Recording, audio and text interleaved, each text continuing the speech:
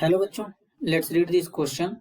The question say that given below are two statement. बच्चों यहाँ पर दो statement given है. Statement first, NiCN whole 4 minus 2 is square planar and diamagnetic complex with DsP2 hybridization for nickel, but NiCO whole 4 is tetrahedral paramagnetic and with sp3 hybridization for Ni. Statement second, NiCl4 minus 2 and NiCO whole 4 both have same d electron configuration, have same geometry and are paramagnetic. In light of the above statement, choose the correct answer from the option given below. अब इसके regarding बच्चों चार option given है. Option A, both statement first and statement second are true. Option B, both statement first and statement second are false. Option C, statement first is correct but statement second is false. Option D, statement first is incorrect but statement second is true. तो सबसे पहले समझेंगे की concept. की concept होगा बच्चों यहाँ पे valence bond theory. Valence bond theory VBT. इससे इनको एक्सप्लेन करेंगे. तो सबसे पहले एक्सप्लेन करेंगे NiCN4 2 नेगेटिव. सबसे पहले बच्चों इसमें क्या करेंगे, इस कॉम्प्लेक्स में निकल का ऑक्सीडेशन स्टेट यहाँ पे कैलकुलेट करेंगे. तो बेसिकली निकल का x हो जाएगा, CN4 टाइम है 4 इंटू यहाँ पे -1 इज इक्वल टू -2.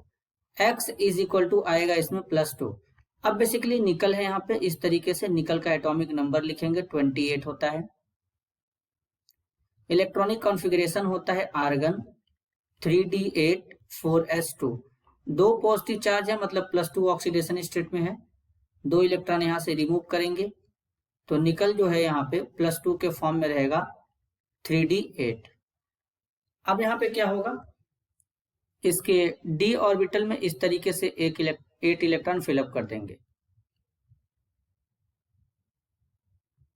1 2 3 4 5 6 7 8 और यहाँ पर इस तरीके से 4s और 4p बच्चों प्रेजेंट रहेगा.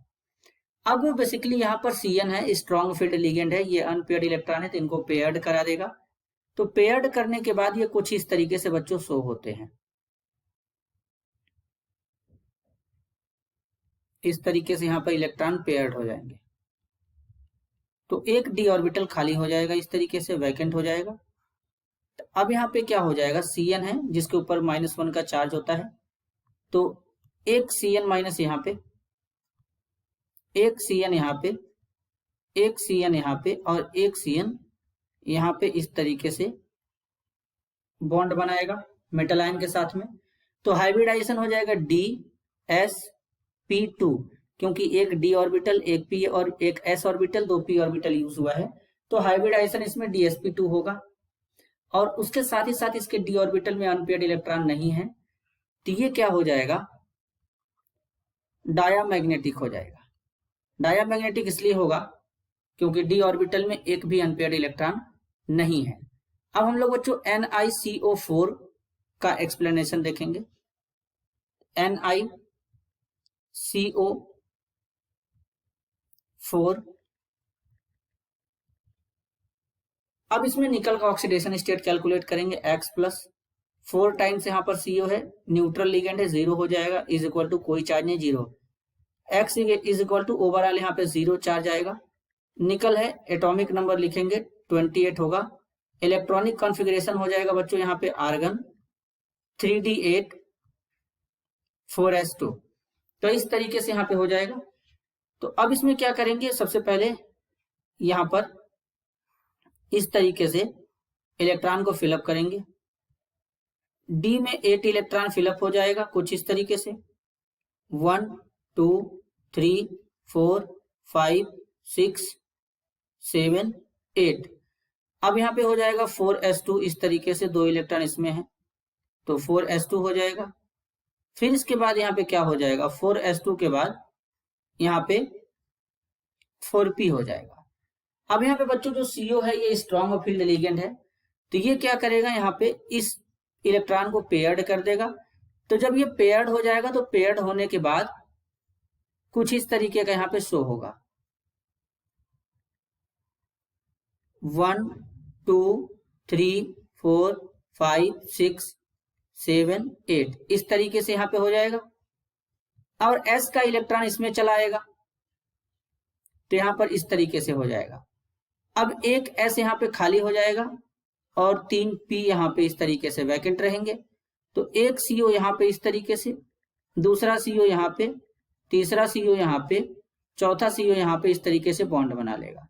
तो यहाँ पर हाइब्रिडाइजेशन कैलकुलेट करेंगे, एक S 3 P है तो sp3 हो जाएगा। साथ ही साथ ये क्या हो जाएगा, डायामैग्नेटिक हो जाएगा।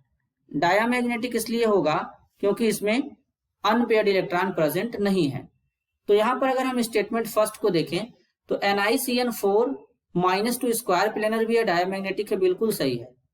और इसमें DsP2 हाइब्रिडाइजेशन है तो यहाँ पर ये करेक्ट है, क्योंकि यहाँ पर Cn जो बेसिकली बच्चों निकल है, निकल के साथ में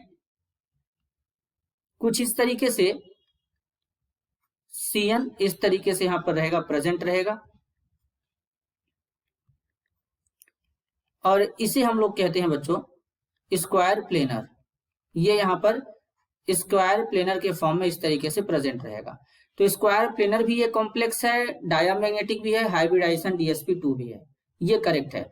लेकिन NiCO4 यहाँ पर टेट्राहेड्रल है, लेकिन साथ ही साथ यहाँ पर क्या है, टेट्राहेड्रल भी है, sp3 भी है, लेकिन डायामैग्नेटिक है। और स्टेटमेंट फर्स्ट में यहाँ पर बोल दिया है पैरामैग्नेटिक, तो इसलिए स्टेटमेंट फर्स्ट जो है ये बिल्कुल गलत हो जाएगा। अब स्टेटमेंट सेकेंड को चेक करेंगे, NiCl4 -2। अब यहां पर बात करें अगर NiCl4 -2, तो इसमें अगर हम कैलकुलेट करें तो बेसिकली यहां पर क्या हो जाएगा बच्चों, इसको सॉल्व करेंगे तो कुछ इस तरीके से सॉल्व होगा। निकल है, चार्ज यहाँ पे -2 है, पहले इसको लिखेंगे। Oxidation state x + 4 into -1 is equal to -2, x is equal to क्या हो जाएगा बच्चों यहाँ पे +2। निकल के ऊपर +2 का चार्ज आएगा। निकल का एटॉमिक नंबर है 28, argon 3d8 4s2, 2 electron remove कर देंगे तो 3d8 हो जाएगा Ni+2 में, और 4s 0। अब यहां पे क्या होगा, इसके D में इस तरीके से क्या करेंगे, 8 इलेक्ट्रॉन को फिलअप करेंगे, 1 2 3 4 5 6 7 8 इस तरीके से यहां पर क्या करेंगे, 8 इलेक्ट्रॉन को फिलअप कर देंगे। अब यहां पे क्या रहेगा, ये 4s रहेगा, यहां पर इस तरीके से 4p रहेगा। अब यहां पे क्या है बच्चों, बेसिकली जो Cl है ये वीक फील्ड लिगेंड है, तो इलेक्ट्रॉन को पेयर नहीं कराएगा, और यहां पर इस तरीके से एक S 3p का यूज कर लेगा। तो इसमें हाइब्रिडाइजेशन क्या हो जाएगा, sp3 हो जाएगा। अब sp3 तो हाइब्रिडाइजेशन होगा, लेकिन अब वीक फील्ड लिगेंड के होने के कारण ये इलेक्ट्रॉन को पेयर नहीं कर सका, तो इसका मतलब अनपेयर्ड इलेक्ट्रॉन यहाँ पे D में शो हो रहा है, तो ये कैसा हो जाएगा, पैरामैग्नेटिक हो जाएगा। तो अगर हम स्टेटमेंट सेकेंड को देखें तो क्या लिखा गया इसमें, NiCl4 -2 and NiCO4 both have same d electron configuration, have same geometry and are paramagnetic। अब बेसिकली इन दोनों कॉम्प्लेक्स की बात करें तो यहाँ पर जो NiCO4 है और यहाँ पे जो NiCl4 -2 है, ये दोनों हमारे टेट्राहेड्रल हैं, sp3 हैं बच्चों इस तरीके से। लेकिन NiCO4 जो है ये डायामैग्नेटिक है, और जबकि यहाँ पे क्या है, NiCl4 -2 पैरामैग्नेटिक है।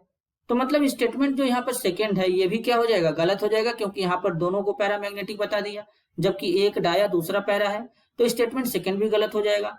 तो यहाँ पर जो करेक्ट आंसर होगा इस क्वेश्चन के लिए, both statement first and statement second are false, मतलब दोनों स्टेटमेंट क्या है यहाँ पर फॉल्स हैं। तो करेक्ट आंसर होगा option B. This is your answer. I hope you understood it well. All the best.